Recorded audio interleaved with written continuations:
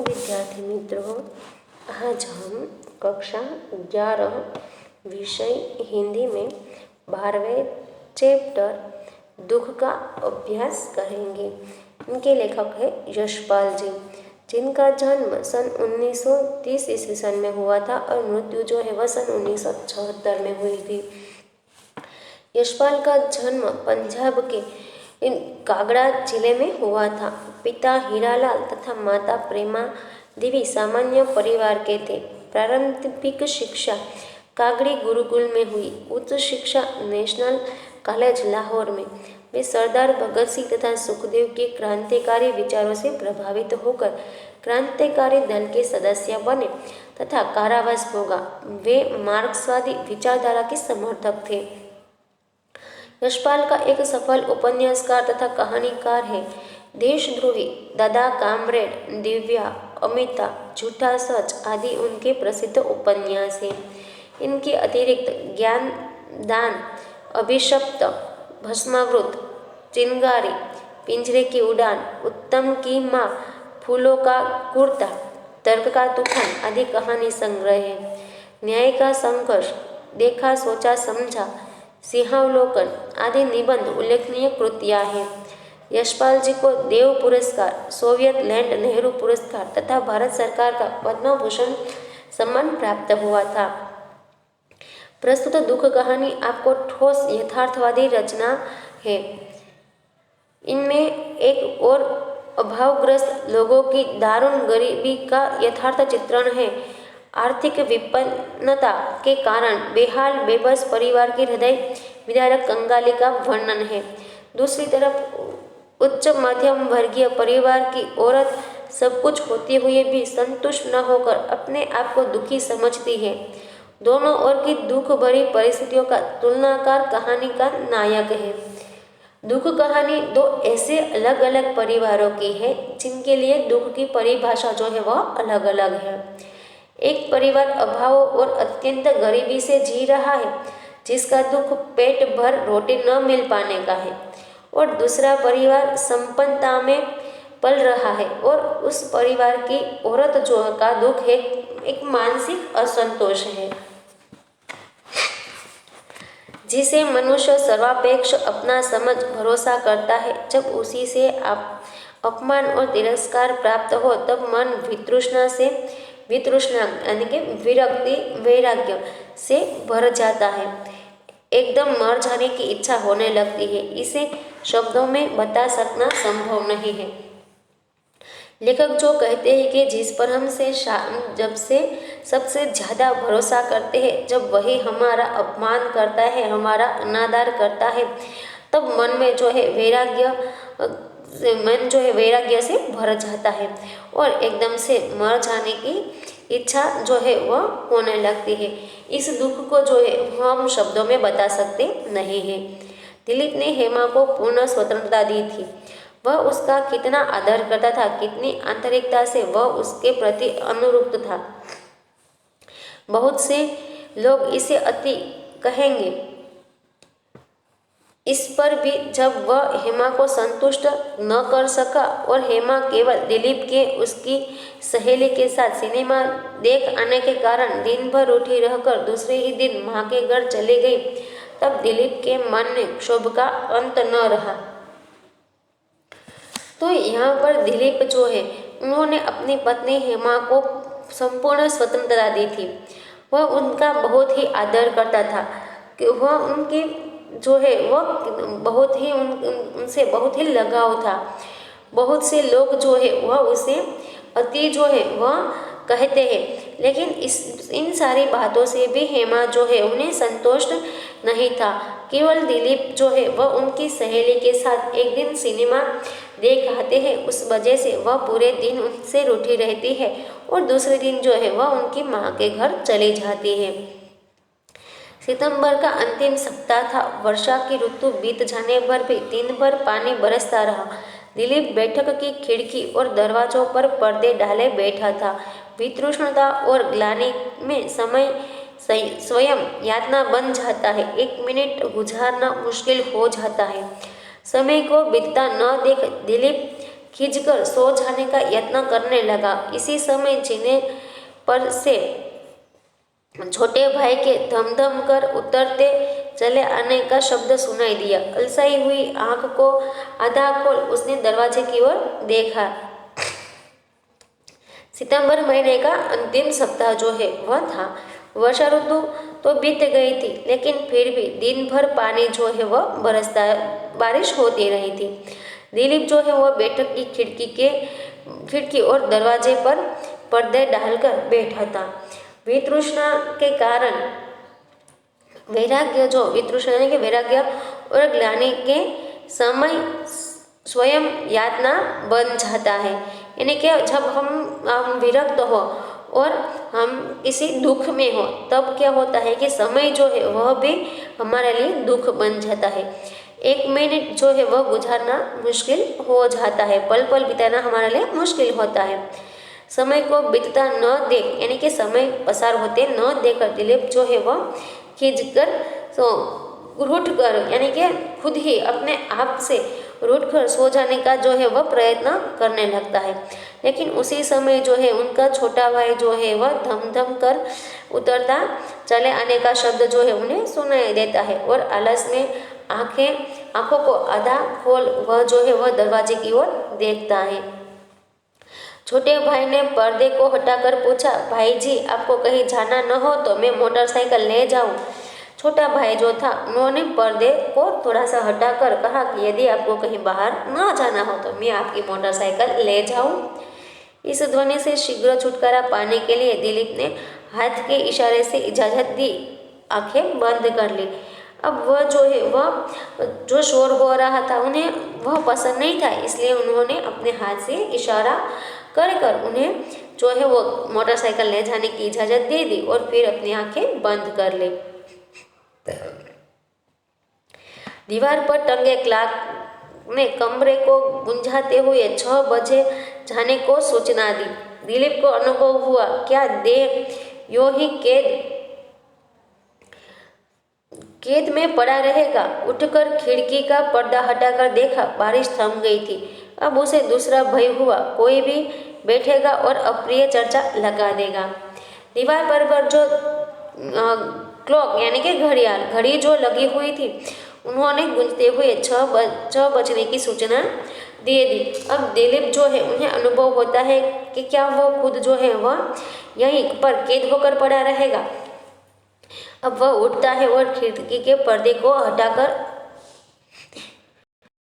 पर्दा हटाकर देखा तो बारिश जो है वह रुक गई थी और साथ ही साथ उन्हें दूसरा यह डर भी लगा कि यदि कोई बैठा होगा तो अप्रिय जो है वह चर्चा चला देगा। वह उठा, भाई की साइकिल ने गली के कीचड़ से बचता हुआ और उससे अधिक लोगों की निगाहों से छिपता हुआ वह मोदी दरवाजे से बाहर निकल शहर की पुरानी फसील के बाग से होता हुआ मिंटो पार्क जा पहुंचा। उस लंबे चौड़े मैदान में पानी से भरी घास पर पछुआ के तेज झोंकों में ठिठुरने के लिए उस समय कौन आता। तो अब दिलीप जो है वह अपने भाई की साइकिल लेकर गली के कीचड़ से बचता हुआ और लोगों की निगाहों से खुद को छुपाता हुआ जो है वह मिंटो पार्क पहुंच जाता है। वहां पर बड़ा सा मैदान जो है उनमें पानी और घास से भरा हुआ है और तेज पवन के झोंकों से ठिठुरने के लिए वहां उस समय कौन आता। उस एकांत में एक बेंच के सहारे साइकिल खड़ी कर वह बैठ गया। सिर से टोपी उतार बेंच पर रख दी। सिर में ठंड लगने से मस्तिष्क की व्याकुलता कुछ कम हुई। अब उस एकांत में एक बेंच पर जाकर वह साइकिल जो है बेंच के सहारे खड़ी कर देता है और वहां बैठ जाता है और सिर पैर से अपनी टोपी को उतार कर बेंच पर रख देता है और सिर में ठंड लगने से मस्तिष्क की व्याकुलता जो थी वह कुछ कम हो जाती है। ख्याल आया, यदि ठंड लग जाने से वह बीमार हो जाए, उसकी हालत खराब हो जाए तो वह चुपचाप शहीद की तरह अपने दुख को अकेला ही सहेगा, किसी को अपने दुख का भाग लेने के लिए न बुलाएगा। एक दिन मृत्यु दबे पाव आएगी और उसके रोग के कारण हृदय की व्यथा और रोग को ले उसके सिर पर सांत्वना का हाथ फेर उसे शांत कर चली जाएगी। उस दिन जो लोग रोने बैठे उनमें हेमा भी होगी। उस दिन उसे खोकर हेमा अपने नुकसान का अंदाजा कर अपने व्यवहार के लिए पछताएगी। यही बदला होगा। दिलीप के चुपचाप दुख सहते जाने का विचार कर उसने संतोष का एक दीर्घ निश्वास लिया। करवट बदल ठंडी हवा खाने के लिए बैठ गया। एक क्षण के लिए उन्हें यह विचार आता है कि यदि ठंड लग जाने से कहीं वह बीमार हो गया तो उसकी हालत खराब हो जाएगी। लेकिन वह जो है चुपचाप शहीदों की तरह जो है अपना दुख अकेला ही जो है वह सहेगा। किसी को भी अपने दुख में भाग लेने के लिए वह नहीं बुलाएगा। एक दिन मृत्यु जो है वह आएगी और उन्हें शांत कर चली जाएगी। उस दिन उनकी मृत्यु पर जो लोग रोते होंगे उनमें एक हेमा भी जो है वह बैठ कर रोती होगी। तब उन्हें अपने नुकसान का जो है वह अंदाजा होगा और अपने व्यवहार के लिए उन्हें पछतावा होगा। यही जो है वह दिलीप का बदला होगा। दिलीप के चुपचाप दुख सहते जाने का यह विचार जो है वह उसने संतोष, इस बात से उन्हें संतोष है। और वह एक लंबी सांस ली और करवट बदल कर वह जो है वह ठंडी हवा खाने के लिए बैठ गया। समीप 3 फर्लांग तक मुख्य रेलवे लाइन से कितनी ही गाड़ियां गुजर चुकी थी, उधर दिलीप का ध्यान न गया था।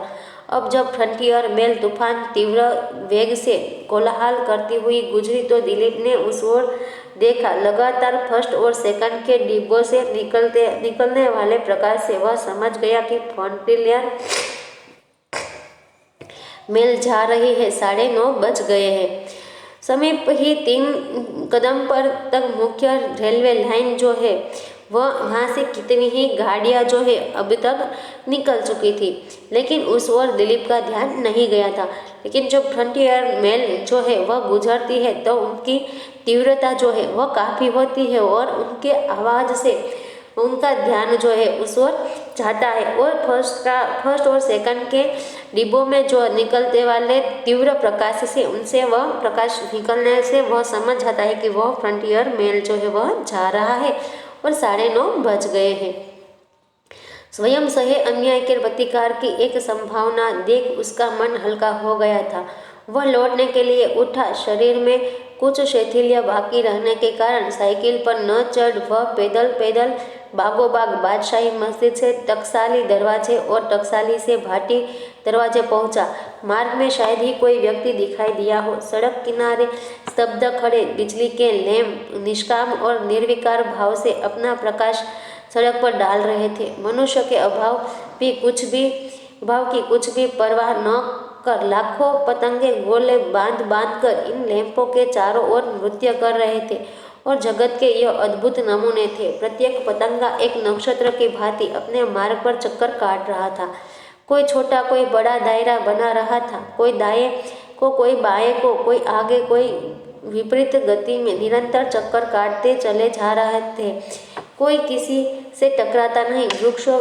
वृक्षों के भीगे पत्ते बिजली के प्रकाश में चमचमा रहे थे।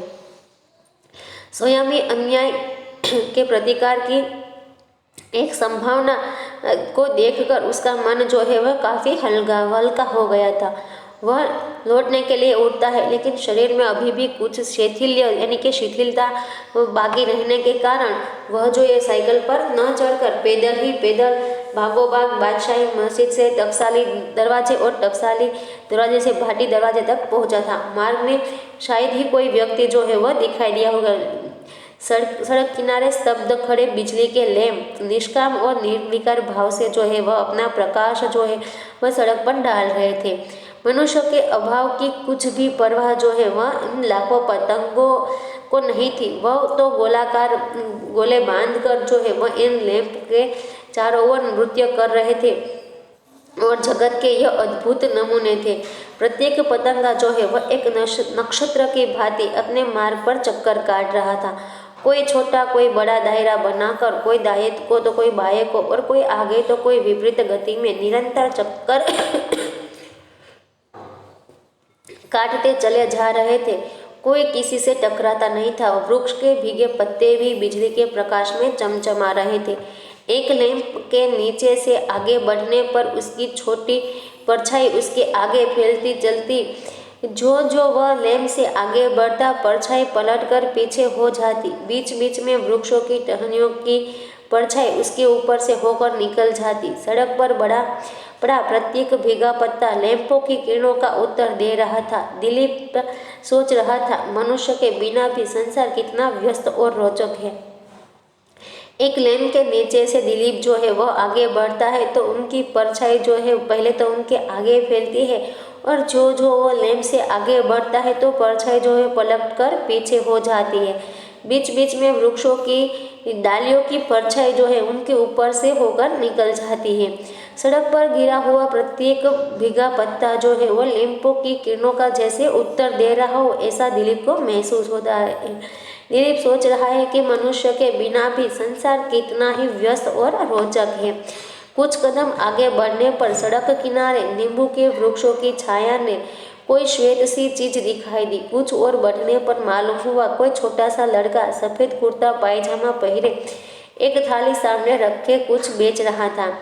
थोड़े ही कदम आगे चलने पर सड़क के किनारे नींबू के वृक्ष की छाया में कोई सफेद सी चीज जो है वह दिखाई देती है, और वहां पर कुछ आगे बढ़ने पर मालूम होता है कि कोई छोटा सा लड़का जो है वह सफेद कुर्ता और पायजामा पहने हुए एक थाली में सामान सामने रखकर कुछ जैसे बेच रहा हो।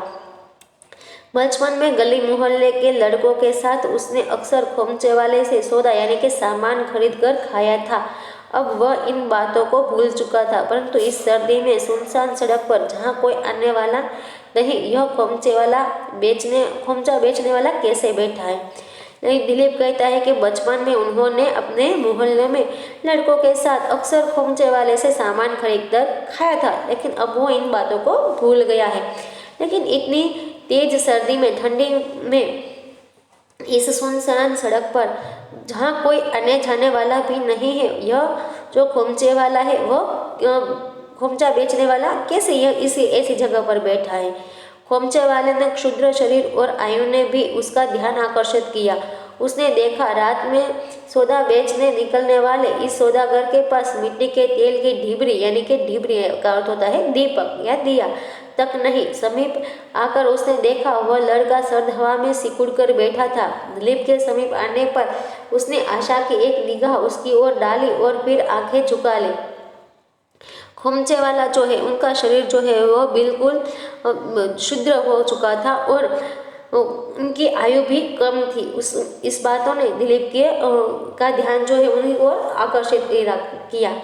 उसने देखा कि रात में जो लोग सामान बेचने निकलते हैं उनके पास एक मिट्टी का दिया होता था, लेकिन इस लड़के के पास नहीं है। उसके पास आकर उसने देखा तो वह लड़का जो है वह सर्द की ठंडी हवा में सिकुड़ कर बैठा था। दिलीप के पास आने पर उसने जो है एक आशा की निगाह दिलीप की ओर डाली और फिर आंखें झुका ली। दिलीप ने और ध्यान से देखा। लड़के के मुख पर खोमचा बेचने वालों की चतुरता न थी, बल्कि उसकी जगह थी एक कायरता।